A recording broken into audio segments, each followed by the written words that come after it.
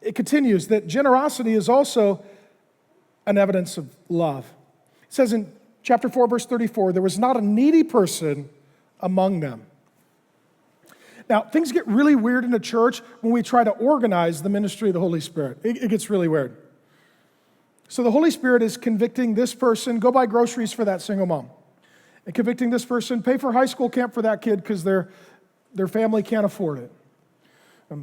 The Holy Spirit's convicting this, later in life couple, take that extra car you don't really need or use or drive, and give it to that college kid who's all on their own as their families abandon them and they're new to Jesus.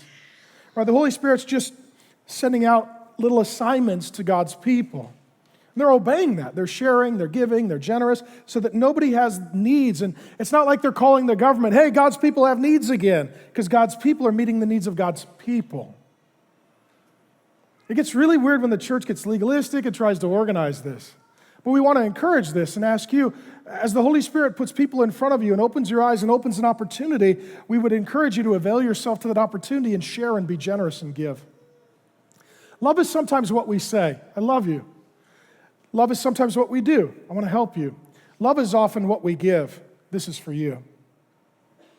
This is for you. And here, love is demonstrated with generosity. I'll give you an example. Let's say I meet a dad, I go to his house, and he says, man, I really love my family. I said, that's great. I'm looking forward to meeting your wife, meeting your kids. I show up, wife's got a beater car, kids don't have a winter coat, not a lot of food in the fridge. Dad's got a huge new truck, nice bass boat, some pretty sweet golf clubs, a few hunting rifles, and an ATV. And he says, hey, here's my family. I really love them. The answer is, no, you don't.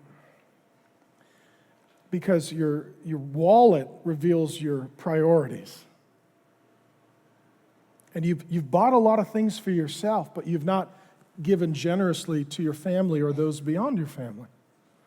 So you don't love them. You may love the idea of loving them, but you don't love them. If you want to grow in love for someone, give. This is why givers make the best spouses, why givers make the best parents, why givers make the best friends, why givers make the best employees, why givers make the best church members. You know why? Because they love big and they love well. This is where it's not just about the giving, it's about God changing how you interact with everyone and everything else. And generosity is a demonstration of love. And I would say this as well.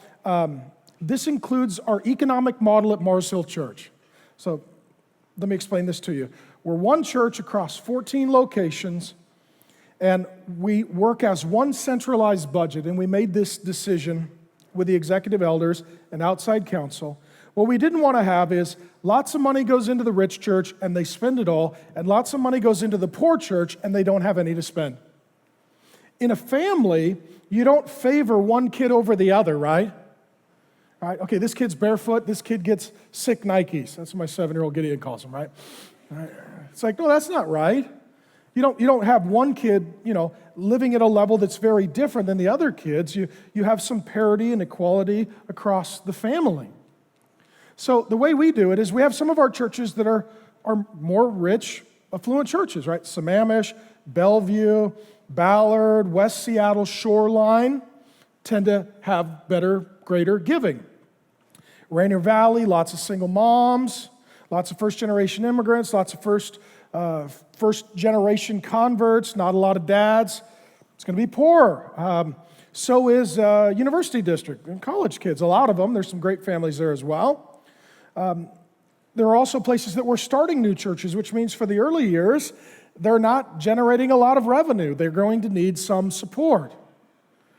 So what does that mean for us? It means the more affluent churches give to the more struggling churches. And what this allows us to do, it allows us to go start churches in places that people don't, because it's not economically viable. Well, we want to make ends meet, but for us, the most important thing is not how much money will we make on this. The question is, how many people could we reach through this? Because we use money, but we love people. We don't love money and use people. We love people and use money.